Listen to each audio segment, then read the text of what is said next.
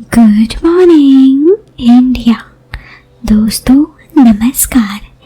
दोस्तों आज की ये कहानी मानस पाटिल की है जो पिछले 12 सालों से लंदन के निवासी हैं।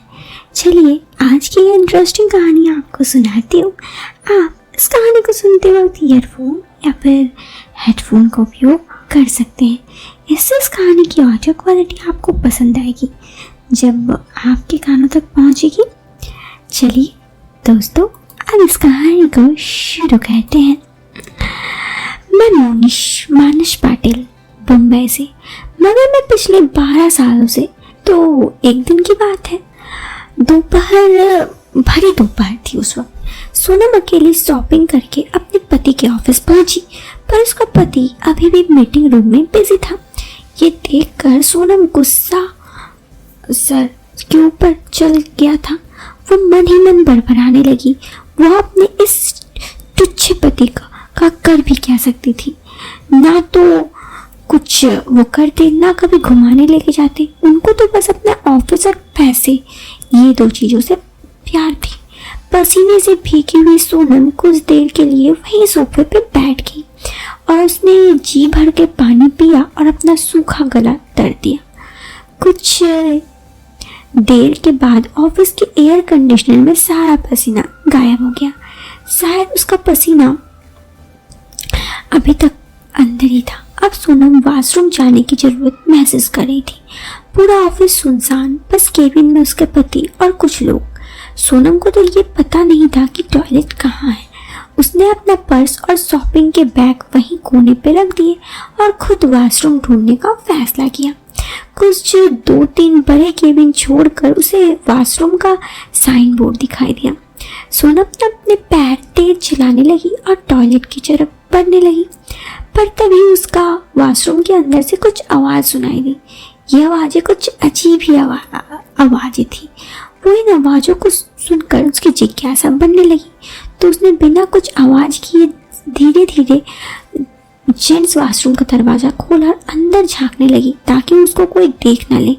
पहले तो उसने कुछ दिखाई नहीं दिया। उसने पूरा दरवाज़ा खोल के अपनी ज़िंदगी के पहले बार किसी जेंट्स वॉशरूम में प्रवेश किया। अपनी इसी सोच के चलते वो थोड़ी काम भी रही थी, मगर उसकी आवाज़ें, उसे जानना था कि आखिर है कौन।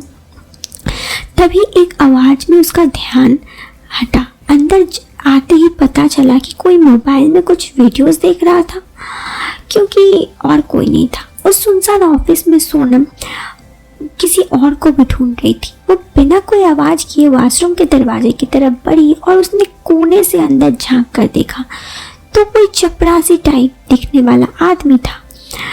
उसके हाथ में मोबाइल फ़ोन था। जैसे ही सोनम का ध्यान उसके हाथ की तरफ किया, कुछ पल तो सोनम ने अपनी खुद की सांस लेना भूल गई। अपने मन में कुछ अजीब ही बात सोचने लगी, किसी भारतीय इंसान के बारे में। ये तो कुछ और ही था। उस चपरासी को देखकर वो कुछ सोच रही थी, पर क्या ये उसे ही पता था। जैसे तैसे उसने अपने आप को संभाला और ये सोचने लगी कि आज कुछ भी हो जाए, इस जालिम दुनिया और पति की चिंता किए बिना वो आगे बढ़ेगी और सब कुछ वो जो चाहती है वो हासिल करेगी। समाज और विवाह की सारी रेखाएं बांधकर उसके मन के कोने में रख दिया और हिम्मत करके वो जोर जोर से चपरासी को देखकर चिल्लाई, ये क्या चल रहा है? यहाँ काम करने आते हो कि कुछ और? रुक जाओ, तुम्हारी खैर नहीं, अभी पुलिस स्टेशन लेकर चलती हूँ। सोनम के चिल्लाते हुए चपरासी की क्लास लगा दी। अचानक ऐसे किसी के चिल्लाने की वजह से उस चपरासी उसका हाथ से मोबाइल गिर गया और सोनम ने झट से उसके पास गई और कहा, ये क्या हो रहा है? तुम क्या सोचते हो ऑफिस यही सब करने आते हो? रुको, अभी तुम्हारे घर में निकालती हूँ। सोनम की धमकी सुन चपरासी ने अपने हाथ जोड़े और सोनम से माफ़ी मांगने लगी। मैडम गलती हो गई, प्लीज़ गरीब की नौकर पर लात मत मारो। आप जो चाहो मैं करने के लिए तैयार हूँ, पर किसी को मत बताना प्लीज़ मैडम। सोनम देख रही थी कि इन सब के दौरान वो चपरासी काफ़ी डर गया था। उसके हाथ जोड़ने के कारण सोनम थोड़ा सोचने लगी।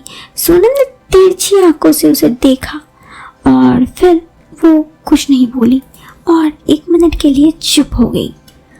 फिर सोनम ने सीधा कहा, देखो तुम और मैं दोनों एक ही चीज के लिए हैं। अगर तुम जो चाहो वो तुम्हें मिल जाए, मैं जो चाहूँ वो तुम्हें मिल जाए, तो मैं भी ये बात किसी को नहीं बताऊंगी और तुम भी मत बताना। उस चपरासी का नाम मानस था। मानस की तो जैसे लॉटरी लग गई। उसने कहा, बिल्कुल बिल्कुल आप जो बोलेंगे। फिर सोनम आगे बढ़ने लगी तो उसने कहा, देखिए मैडम, अभी एक काम करते हैं, हम लेडीज वॉशरूम की तरफ चलते हैं, उधर कोई नहीं होगा, यहाँ कोई भी आ सकता है, आज कोई लेडीज स्टाफ यहाँ आया नहीं। सोनम ने कहा, ठीक है, तुम जो बोलोगे मैं तुम्हारी बात मानने के लिए तैयार हूँ। तो उसने कार्यक्रम बनाया। उसने सोनम को नीचे फर्स्ट फ्लोर में लेडीज वॉशरूम की तरफ जाने के लिए कह दिया, क्योंकि वो उस वॉशरूम में अक्सर कोई नहीं जाता था।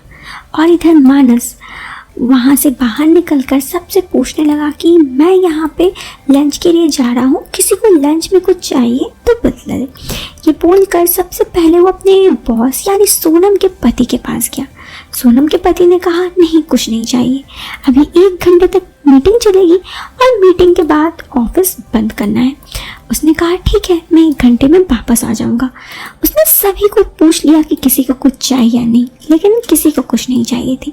तो मानस खुशी खुशी अब बिल्कुल भी देर न करता हुआ सोनम की तरफ चल पड़ा। जैसे ही वो सोनम की तरफ गया, सोनम उसे देखकर बिल्कुल खुश हो गई, क्योंकि एक तो उसे अपने पति से कभी प्यार मिलती नहीं थी और एक वो मानस को देखकर फिदा हो गई थी। उसके बाद वहां पहुंचकर मानस ने उसे एक पल की भी देर न की। जो सोनम चाहती थी सोनम को भी मिल गया, जो मानस चाहता था मानस को भी मिल गया। उसके बाद सोनम वहाँ पे कुछ देर टाइम स्पेंड करने के बाद जब उसे लगा कि ज़्यादा देर नहीं करनी चाहिए, क्योंकि उसके पति की अगर मीटिंग खत्म हो जाए तो उसे ढूंढने लगेंगे, तो उन्होंने सोनम वहाँ से निकली और सीधा वहीं पर जहाँ पे पहले वो बैठी हुई थी वहाँ जाकर बैठ गई। साथ ही वो जाने से पहले मानस से अपना नंबर ले ली थी, ताकि उसे कभी भी मन हो वो मानस से मिलती रहे। तो इस तरह उसका और मानस का मिलना भी बना रहा और सोनम की जिंदगी में जितनी भी परेशानी थी, जितनी वो दुख रहती थी, वो सारा दुख खत्म हो गया। तो दोस्तों, कहानी भी यहाँ पर खत्म हो गई। आपको ये कहानी कैसी लगी कमेंट बॉक्स पे अपना जवाब जरूर दीजिएगा। आपका जवाब हमारे लिए बहुत ही महत्वपूर्ण है, तो अपना जवाब कमेंट बॉक्स पे दीजिएगा। इस वीडियो से लेती हूँ अलविदा। मिलते हैं एक दूसरे वीडियो में, तब तक के लिए इस वीडियो को लाइक और चैनल पे पहली बार आए हैं तो सब्सक्राइब करें। Till then bye, take care.